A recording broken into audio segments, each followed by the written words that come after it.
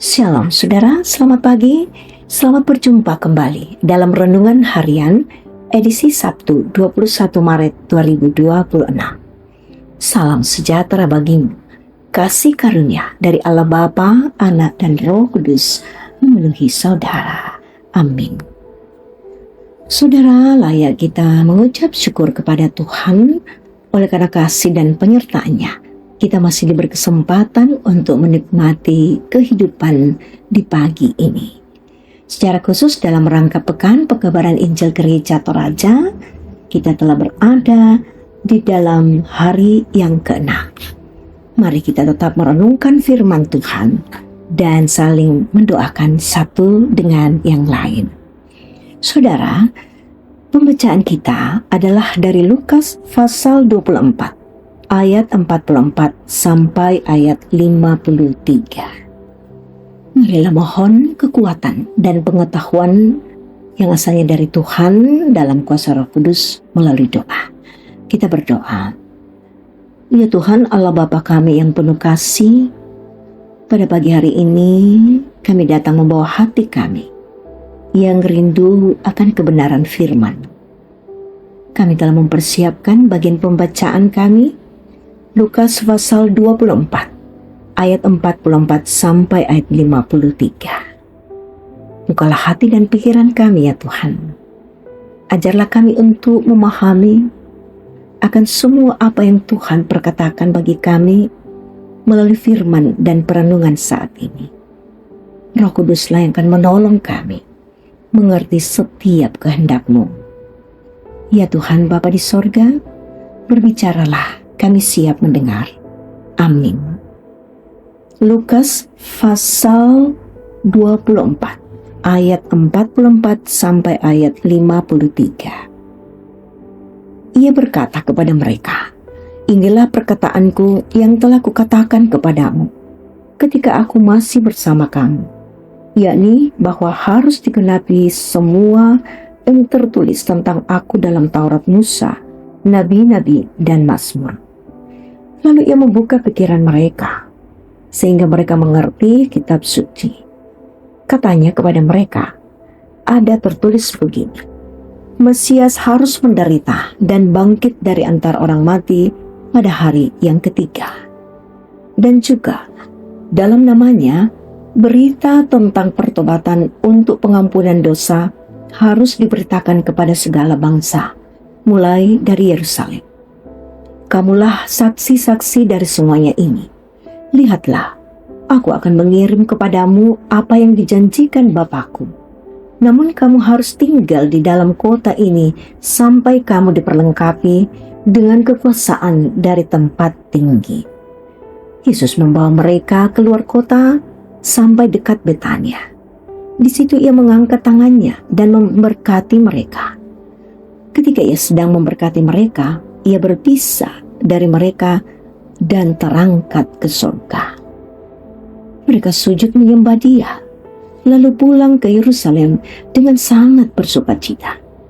Mereka senantiasa berada di dalam bait Allah dan memuliakan Allah. Amin. Firman Tuhan. Perpisahan yang menyukacitakan.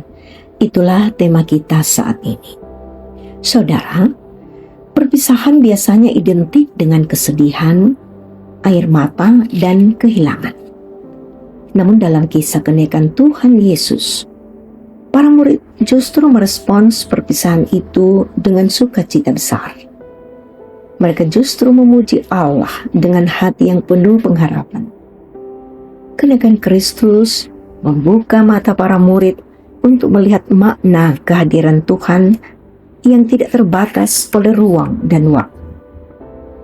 Dalam Lukas 24 ayat 52, reaksi ini sangat berbeda dari perpisahan sebelumnya, ketika Yesus mati disalib dan mereka merasa kehilangan harapan. Kini mereka memahami bahwa Tuhan Yesus tidak pergi untuk meninggalkan, melainkan untuk memuliakan dan menguatkan mereka. Sukacita itu lahir dari pengenalan bahwa Yesus yang naik ke sorga adalah Tuhan yang tetap hadir dalam roh. Kenaikan Yesus menjadi tanda kepercayaan Tuhan kepada para murid untuk melanjutkan misinya di dunia.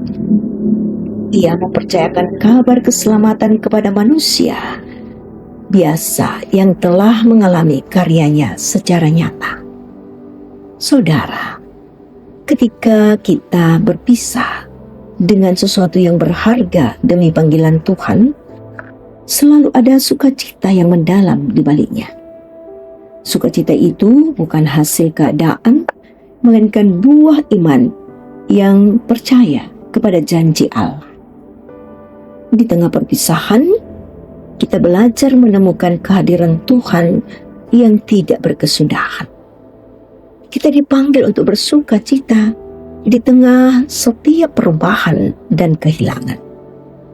Sukacita sejati lahir dari iman yang melihat dan melampaui batas-batas keduniawian.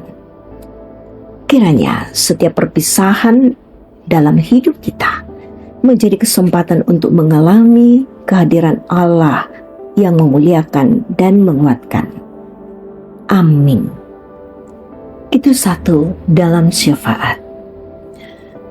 Ya Tuhan yang penuh kasih, Engkau adalah sumber pengharapan dan sukacita sejati. Kami bersyukur atas firman-Mu hari ini yang mengingatkan kami bahwa perpisahan Yesus dengan murid-murid bukanlah akhir yang menyedihkan, tetapi awal dari sukacita besar dan pengutusan untuk memberitakan Injil. Kami bersyukur karena Engkau tidak pernah meninggalkan kami. Bahkan dalam setiap perpisahan dalam kehidupan kami, Engkau tetap hadir dan bekerja. Ya Tuhan, dalam syafaat ini kami berdoa untuk setiap pribadi-pribadi dari kekasih-kekasih Tuhan. Mungkin saja di antara kami ada yang mengalami kehilangan atau berpisah dengan orang yang tercinta ataupun pergumulan hidup. Satu-satunya pengharapan kami bahwa Engkaulah sumber kekuatan kami. Kuatkanlah hati kami. Tolong kami untuk percaya bahwa Engkau tetap bekerja dalam segala situasi dan rencana-Mu selalu membawa kebaikan. Berdoa bagi jemaat-Mu Tuhan, khususnya bagi setiap anggota jemaat yang sedang bergumul, yang merasa sedih, berduka cita. Tuhan, Engkaulah yang akan memberikan kekuatan, menghadirkan sukacita dari hadirat-Mu sendiri. Sebagaimana yang dialami oleh para murid.